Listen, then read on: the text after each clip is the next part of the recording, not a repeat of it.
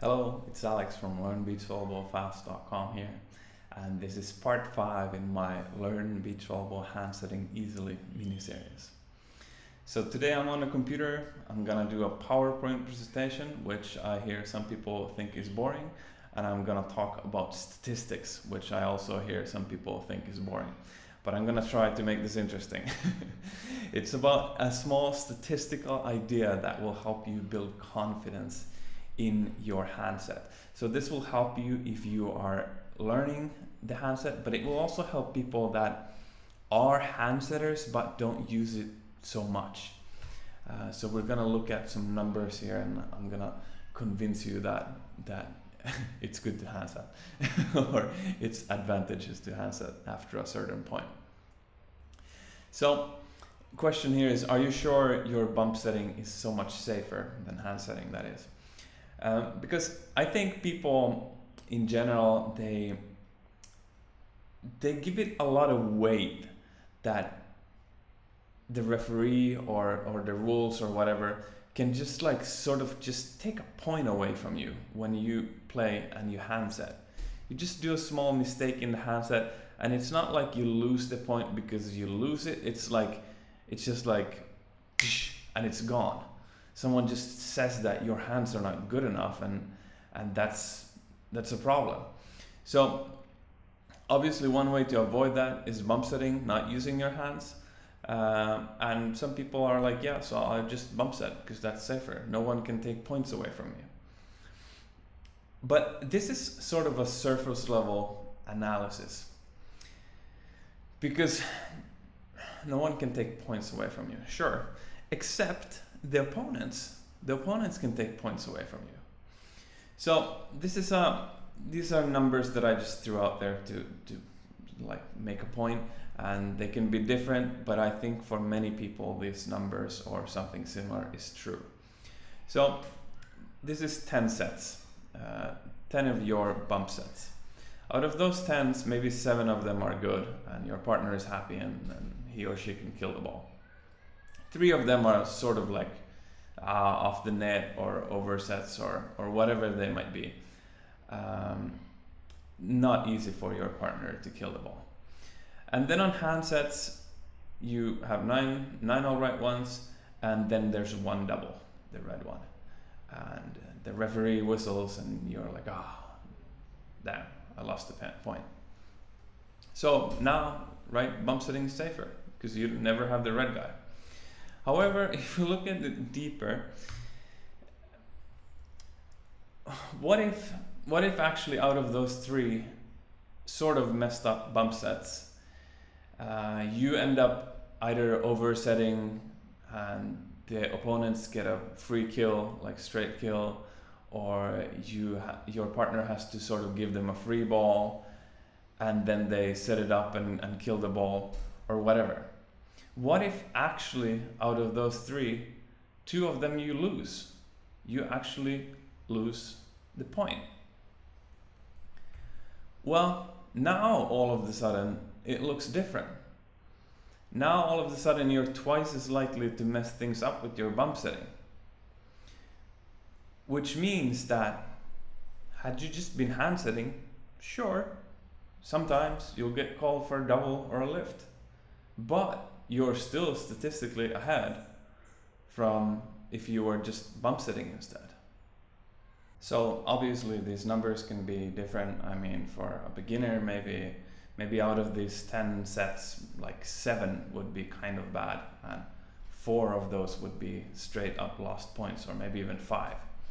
And in that case, that actually means that if you were hand setting instead, well, you can, if there's 5 red guys here in the bump set, you can have all the way up to 4 red guys in the handset, and you're still better off. So it's all about getting better off than with the other alternative. So some takeaways here. I think people just put too much weight on the whistle. I think they put emotional weight into the whistle, which makes them think that the whistle is more than just 1 point.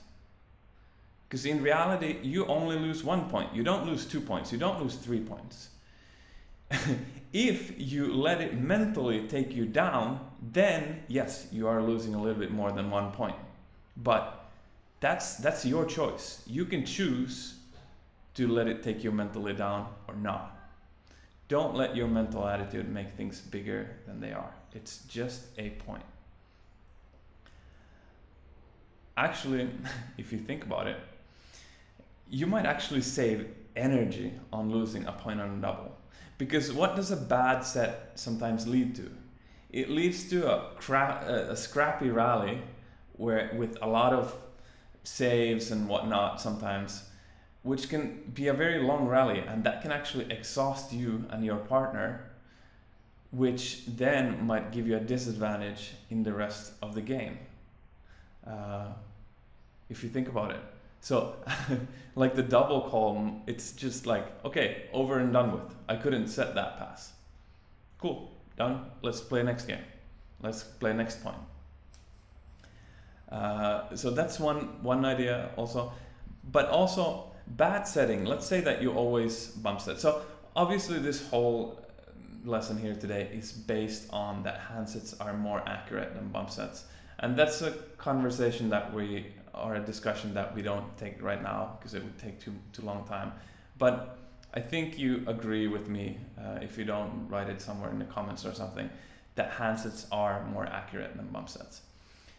And if you just bump settle instead and you're kind of inaccurate at that, well, that can take down the mental attitude in your team. Your partner can actually, of course, this is also sports psychology, and your partner shouldn't let this happen, but unfortunately it does happen quite often, that you build sort of a resentment within your team, like, he can't set me well, we might as well just lose this game. And that's not the way to think if you want to win a game. So I'm much happier if my partner gets called for a double every now and then, rather than bump sets a bunch of balls that are just like not fun to attack on. But maybe that's just me, but I think there's more people like me. So the thing you want to get to here is you want to get to the turning point as fast as possible. You want to get to the point because obviously in the beginning, when you're handsetting, if you have never handset before, then these statistics are not going to be true. You're going to get called 10 out of 10 for handsets, and bump sets, maybe 3 out of 10 are fine and the rest are sort of shitty. But whatever, you're still better off bump setting. But you want to get to this point in your handsets as fast as possible in your volleyball career.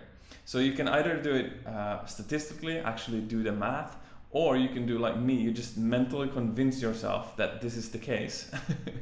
I mean, of course you have a feeling for it, but I'm pretty sure that this is true for me, that I would mess up much more if I was bump setting 100% of the time.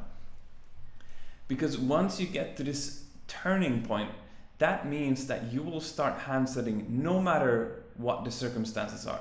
No matter if it's the finals, no matter if it's the competition, no matter if you play with friends, no matter if you practice alone, you will be handsetting as soon as you can, when it's a pass that you can handset.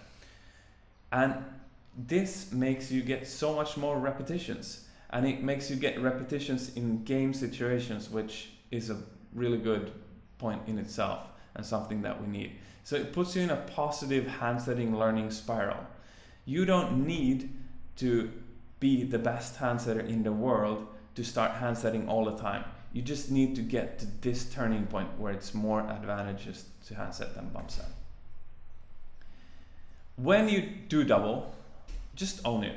Just be like, yep, I doubled, but I also know that I'm better off doubling every now and then than bump setting all the time. And you can even remind yourself that you're not, that you have more courage than a lot of other people with this attitude.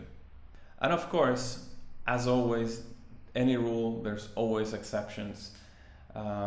Let's say that you're playing a very, very windy day on a very hot and humid day with the international Mikasa ball that gets slippery as soon as someone puts sweat on it. Well, this day you might have to actually take away your handsets and do bump setting if you want to win the game. But I think the general attitude that you approach a game with, I think you want to see yourself as a handsetter that first and foremost handsets, and maybe sometimes you have to actually not handset rather than the opposite. Because I think there's way too many people that have the general thinking of, hey, I only bump set, and maybe sometimes if it's like a perfect pass and I feel like a daredevil, then I'll do one handset. But that's not the mental attitude and the general attitude that you want to have with approaching your handsets. At least not if you're planning to learn to handset properly, sometimes in the near future or in your volleyball career in general. Cool, that's that for today. I hope it was helpful. I hope it helps you in the future.